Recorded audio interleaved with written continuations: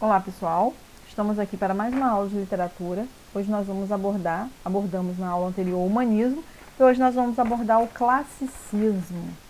Aí, né, já traz aí a capa, né, da obra Os Lusíadas de Camões e a gente vai ver por quê lá na frente. Então eu vou fazer um resumo rápido a respeito desse período. Pessoal, essa videoaula sempre vocês podem estar anotando no caderno, porque como se fosse aquele resumo que eu fazia para vocês no quadro, que a gente, quando iniciava o capítulo. Então, essa videoaula sempre vocês podem estar colocando no caderno como um resumo. O que a gente vai falar aqui de classicismo? Nós vamos falar da contextualização histórica, falar de características do Renascimento, da arte renascentista, do classicismo português, Luís Vaz de Camões, a poesia dele, que é os Lusíadas, né? E aí, a gente vai falar um pouquinho dessa contextualização histórica. É um período de transformação na arte, na sociedade e no pensamento, esse classicismo. Foi no período das grandes navegações, das criações de colônia, da diversidade cultural, do enriquecimento de Portugal. Foi no período onde surgiu a pólvora, a bússola, o papel, a imprensa. Por isso aí a transformação na arte, na sociedade, no pensamento, onde a ciência começou a se desenvolver, a se desbravar. Nós tínhamos aí a reforma protestante, o mercantilismo, o pensamento antropocêntrico, onde o homem passa a ser o centro do universo. Então, características aí do Renascimento. Imitação, ele retoma os modelos da antiguidade clássica, ele retoma os modelos greco-romanos. Existe uma perspectiva mais humanista, trabalha com o universo, com a universalidade, com a razão, com o racionalismo. Como que era a arte renascentista? Aí nós temos o exemplo Mimese, que é a inspiração nos modelos dos artistas da antiguidade, dos greco-romanos. E o classicismo português? Nós temos aí o doce estilo novo, né?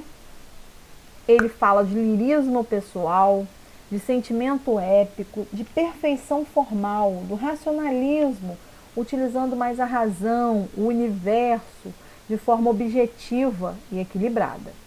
Aí ele traz a questão do modelo, né, do exemplo do doce estilo novo, do poema.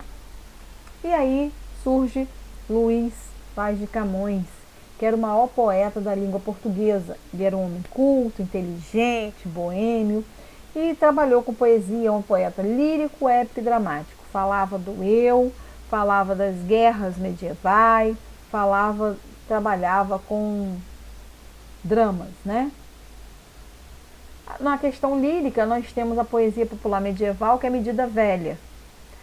Trabalhava com medida nova, que eram os sonetos, tá? Ele trabalhava que era soneto. É uma poesia que tinham 4 estrofes. As 2 primeiras estrofes eram 2 estrofes com 4 versos cada uma. E as 2 últimas estrofes, 2 estrofes, né, com 3 versos cada uma. Então, soneto é a composição poética, onde nós temos 2 quartetos e 2 tercetos. 2 estrofes com 4 versos cada uma e 2 estrofes com 3 versos cada uma.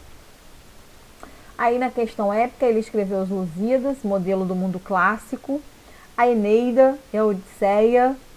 Nós temos aí também obra desse período. Dramático, que é o Auto de El Rei, Seleuco, Auto de Filodemo e Anfitriões.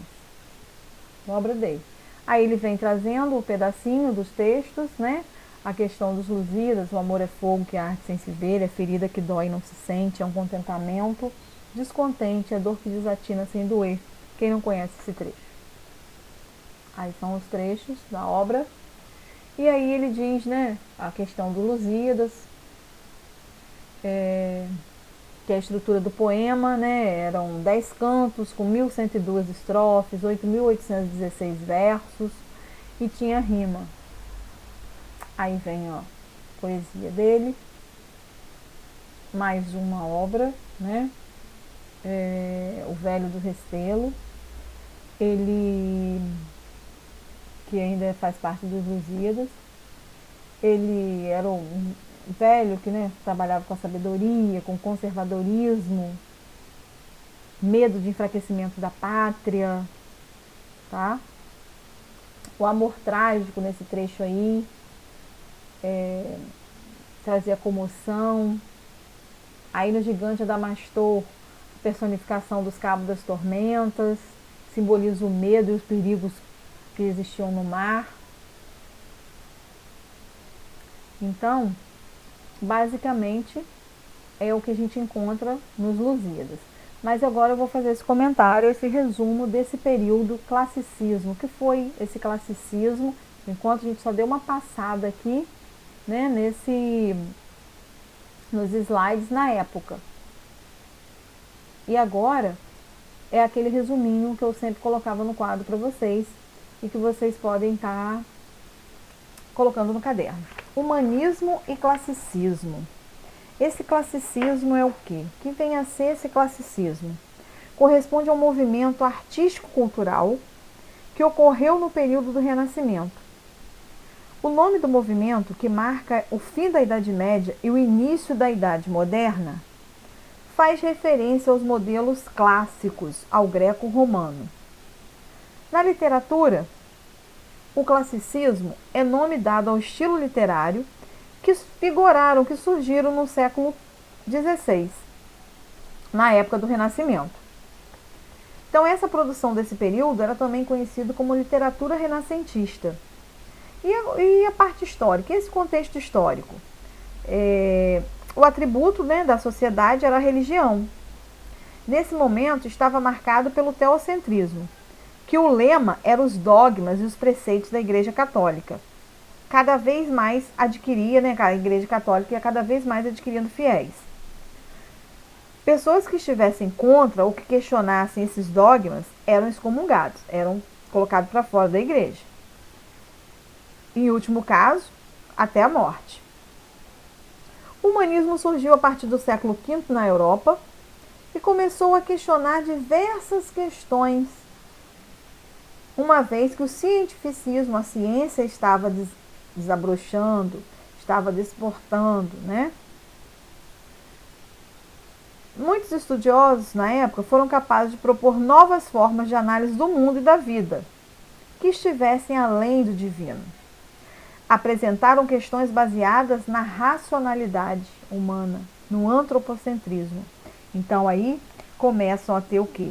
Voltado para a razão e o homem como centro do universo, o antropocentrismo. Esse momento foi marcado por grandes transformações e descobertas históricas, como tem um slide aí que mostra as grandes navegações, a reforma protestante, que levou à crise religiosa, encabeçada aí por Lutero, Martim Lutero, a invenção da imprensa, o fim do sistema feudal e o início do sistema capitalista, o cientificismo.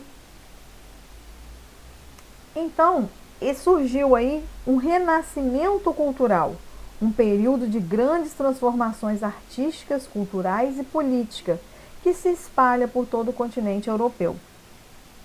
O classicismo em Portugal é um período literário no século XVI e foi marcado com a chegada do poeta Francisco Sá de Miranda a Portugal.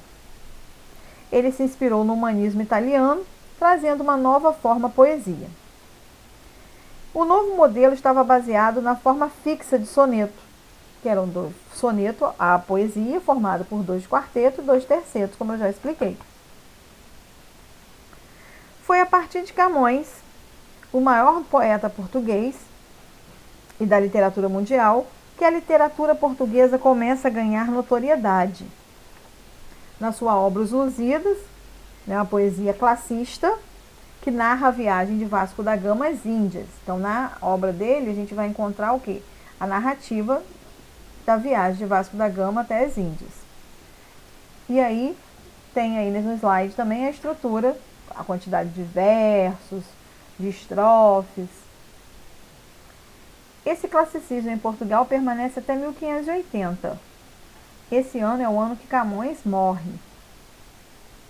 E também estabelece aliança entre Espanha e Portugal. E no Brasil? No Brasil, esse período fica conhecido como quentismo, que é o próximo escola literária que a gente vai estudar. Quais são as características? Vamos resumir então, basicamente, as características desse classicismo para a gente estar encerrando. Antiguidade clássica, ele retoma o período greco-romano. O antropocentrismo, o homem como centro do universo. O humanismo, né, começa a valorizar o homem. O universalismo, o racionalismo, utilização da razão. O cientificismo, a ciência em alta. A objetividade, o equilíbrio, a harmonia, o rigor na forma, né? Retoma aí a mitologia greco-romana, o ideal platônico e de beleza, né? Um sonho que não se concretiza, não se realiza. E aí nós temos também principais autores e obras da época: Camões, Miguel de Cervantes, Dante Alighieri, Francesco Petrarca, Giovanni Boccaccio. Então, assim se resume esse classicismo no Brasil e em Portugal. Tiraremos dúvida na próxima aula online.